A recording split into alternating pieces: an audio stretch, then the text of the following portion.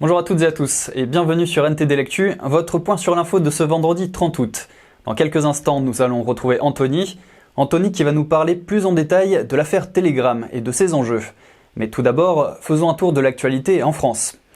La rentrée scolaire 2024 s'effectue dans un contexte d'incertitude politique.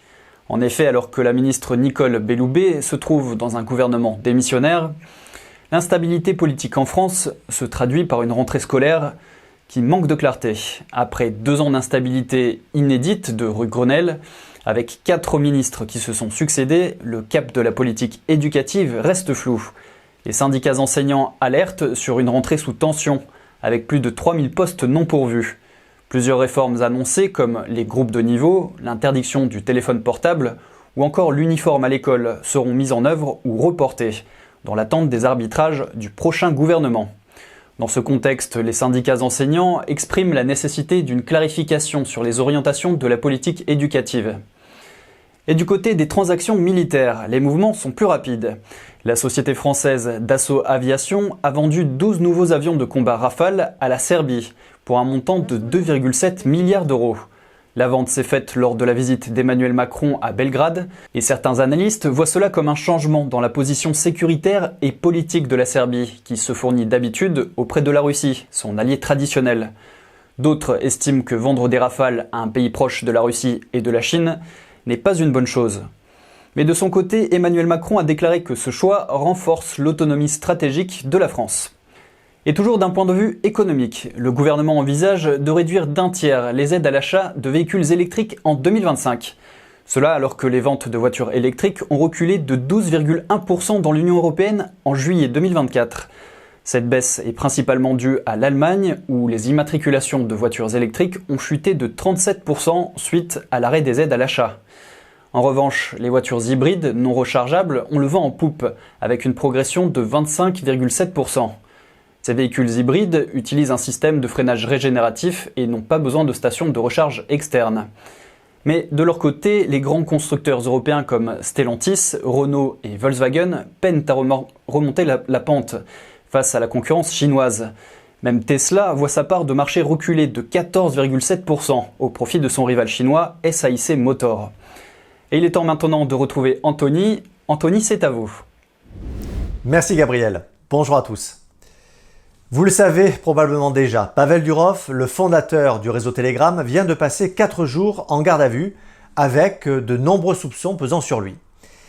Après s'être acquitté d'une caution de 5 millions d'euros, il est maintenant sorti de garde à vue, avec l'impossibilité de quitter le territoire français.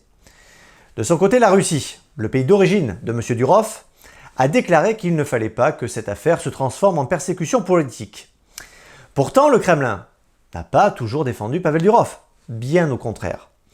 Avant Telegram, en 2006, il avait créé VK, un réseau plus puissant que Facebook en Russie et avait d'ailleurs proposé un emploi à Edward Snowden. À l'époque, Vladimir Poutine voulait contrôler davantage les médias et l'internet russe. Du coup, il a voulu prendre le contrôle de VK. Sauf que Pavel Durov ne l'entendait pas de cette oreille. Il avait même refusé de fermer les pages de certains leaders d'opposition à la demande du pouvoir. Conséquence, il a dû quitter la Russie.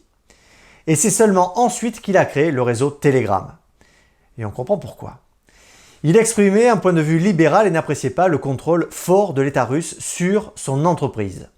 D'ailleurs, pour vous donner une idée de l'importance du réseau Telegram, cette plateforme est utilisée par près d'1 milliard de personnes dans le monde. Rien que ça. Et aujourd'hui, plus que jamais, Telegram est beaucoup utilisé par les Russes. Du coup, ils sont bien placés pour en parler. On les écoute. C'est de la politique. Ils ont arrêté un milliardaire russe en France. Pourquoi? C'est bénéfique pour eux. C'est un coup dur pour la Russie. D'une part, je comprends que la liberté d'expression est importante et que Telegram est une plateforme en ligne relativement libre. D'autre part, je comprends que certaines choses doivent être contrôlées. Il y a probablement eu une petite querelle en termes de contrôle des données. Je ne sais pas si c'est une bonne ou une mauvaise chose. J'aime simplement utiliser cette messagerie et en profiter, pour ainsi dire.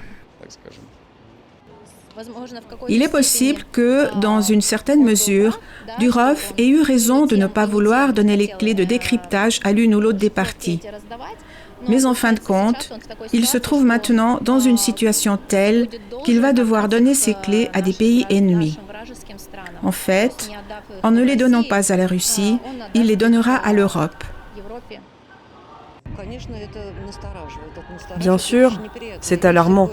C'est une chose très désagréable. D'autant plus que, d'après ce que j'ai entendu, Durov allait dîner avec Macron.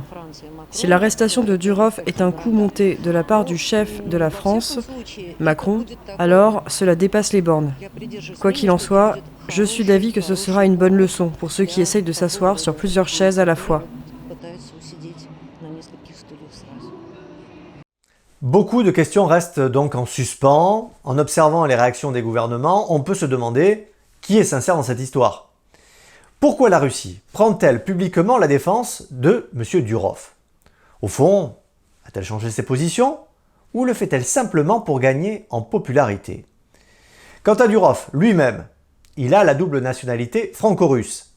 Alors se pose aussi la question de la nature des liens entre Durov, la France et la Russie.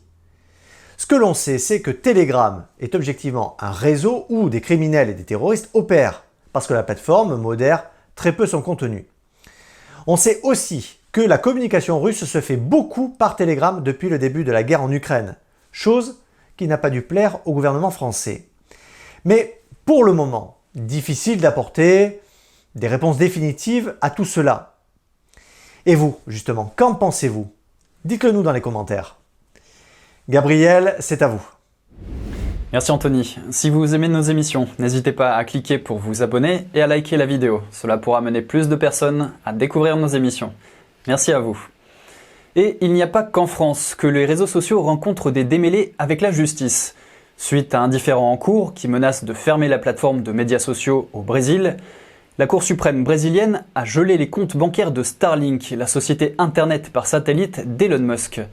Starlink a confirmé avoir reçu l'ordre du juge Alexandre de Moraes qui l'empêche d'effectuer des transactions financières dans le pays. Cette décision fait suite à l'absence de représentants légaux pour X au Brésil et à des amendes impayées d'au moins 3,2 millions d'euros. X risque une suspension si elle ne nomme pas de représentant légal avant l'expiration du délai fixé par la Cour suprême. Musk a quant à lui vivement critiqué le juge Moraes, le qualifiant de criminel éhonté se faisant passer pour un juge. Et toujours dans le domaine de la justice, Donald Trump a critiqué le ministère de la Justice de l'administration Biden-Harris, l'accusant de manipuler l'élection de 2024 en l'attaquant avec de nouvelles accusations judiciaires.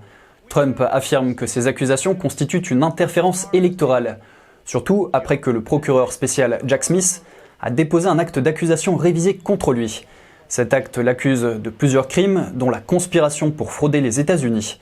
Trump a réagi sur les réseaux sociaux, soulignant que ces actions violent la politique du ministère de la Justice, qui interdit toute influence sur une élection dans les 60 jours précédant le vote. Il a qualifié les accusations d'atteinte directe à la démocratie et a demandé leur annulation immédiate.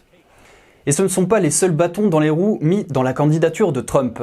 On en parlait plus tôt cette semaine.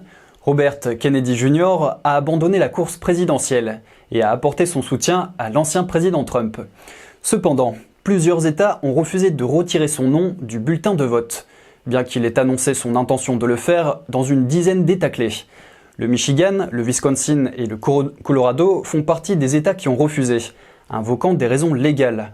Pendant ce temps, le Nevada a autorisé le retrait de Kennedy après un accord entre ses avocats et ceux du Parti démocrate. La Caroline du Nord est maintenant un État à surveiller, car les bulletins de vote devraient être réimprimés rapidement si Kennedy souhaite se retirer.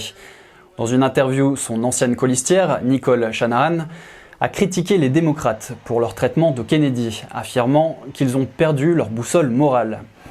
Et de l'autre côté du globe, un tribunal de Hong Kong, désormais sous le contrôle du Parti communiste chinois, a condamné 2 rédacteurs en chef de l'ancien média Stand News pour sédition, c'est-à-dire incitation à la révolte. En réalité, le média a simplement donné la parole à des gens qui défendent un système démocratique. C'est la première accusation de ce genre depuis la rétrocession de Hong Kong. Les rédacteurs en chef, qui n'étaient pas présents lors du verdict, encourent une peine maximale de 2 ans d'emprisonnement. Tous les médias qui critiquent le Parti communiste chinois sont désormais interdits à Hong Kong, et des militants pro-démocratie comme des journalistes font face à des peines d'emprisonnement parfois très lourdes. La raison invoquée pour faire taire toute voix critique du système est souvent la sécurité nationale. Et on conclut cette édition avec une exposition qui s'est tenue à Damas, la capitale syrienne, dans le but de relancer l'artisanat traditionnel. Il faut savoir que l'impression Hamwi, une tradition syrienne, est en déclin depuis le début de la guerre en Syrie en 2011. Cette technique nécessite des blocs de bois et de l'encre à base d'ingrédients naturels. Il s'agit d'un artisanat ancien qui était utilisé par les personnes modestes pour décorer leurs nappes, leurs draps de lit et leurs rideaux.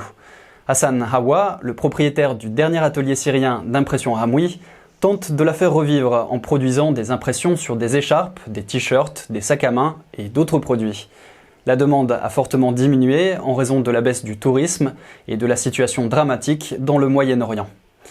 Et ainsi s'achève ce journal. Merci à toutes et à tous de l'avoir suivi. On se retrouve lundi à 13h pour une nouvelle édition de NTD L'Actu. Très bon après-midi, excellent week-end et à lundi.